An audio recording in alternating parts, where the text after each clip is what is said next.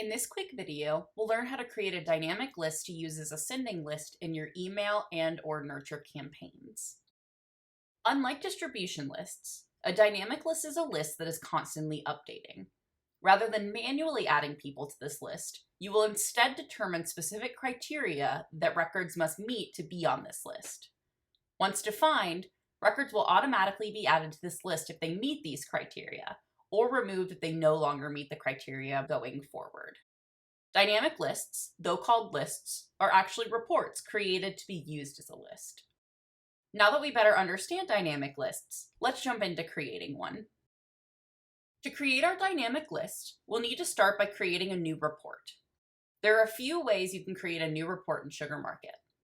One, by clicking Quick Create on the sidebar menu and selecting Custom Report. This will take you to the Report Builder. The Report Builder is an easy way to create a new dynamic list that walks you through the setup step by step.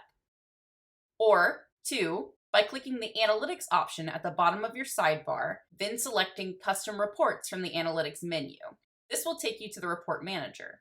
If you click the green Create button in the top right corner, you will be presented with two creation options: Report Builder, mentioned previously, and Advanced Report, which is a more in-depth reporting tool in SugarMarket. For more information about Advanced either Report Report Builder, Builder, feel free to visit SugarU. This will SugarU. give you insight into not only how to create a report to use as a dynamic list, but also different reports you may need in the future.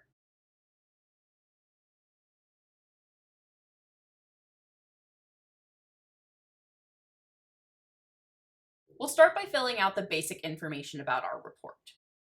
First, we have the data source. The data source defines the tables you want to use that contain your desired information. When in doubt about the data source to select, go with standard. It typically has everything you'll need.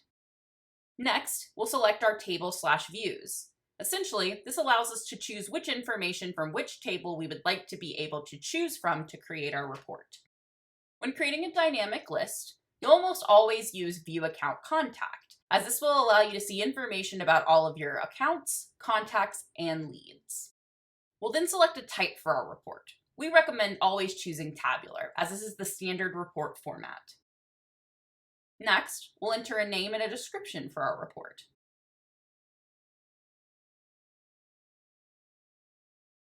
We'll then need to determine whether this report is shared or not.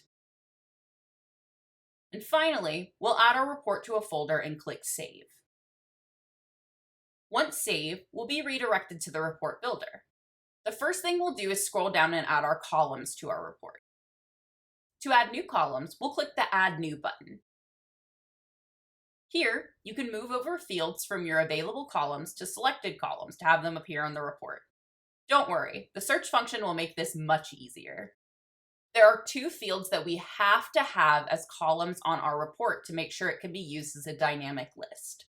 The first is contacts.email, and the second is contacts.contactID. You can add these in whatever order you'd like, but they both must be present in the columns on this report, or this report will not be able to be used as a dynamic list. Other than those columns, you can add whichever you'd like to your report. However, since this is being used as a list and not an actual report, we're going to stick to the basics: email, contact ID, and the information we're filtering off of so we can spot check our answers. For today's example, we're creating a report of all leads that are located in Georgia. For this, we'll add the following columns: contacts.crmtype, which is the field used to distinguish whether a record is a contact or lead, and contacts.mailing-state, which will give us the information about where a contact resides. Once all of our columns are added, we will click the Filters tab to add our filters. To add filters, click the Add New button.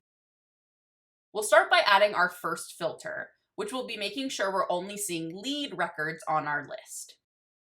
First, we'll select the field we're filtering off of. Then, we'll select an operator. Finally, we'll enter the value that we're filtering off of.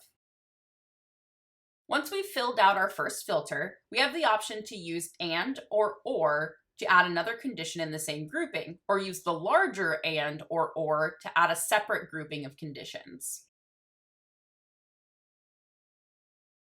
Once all of your filters are added, click Save.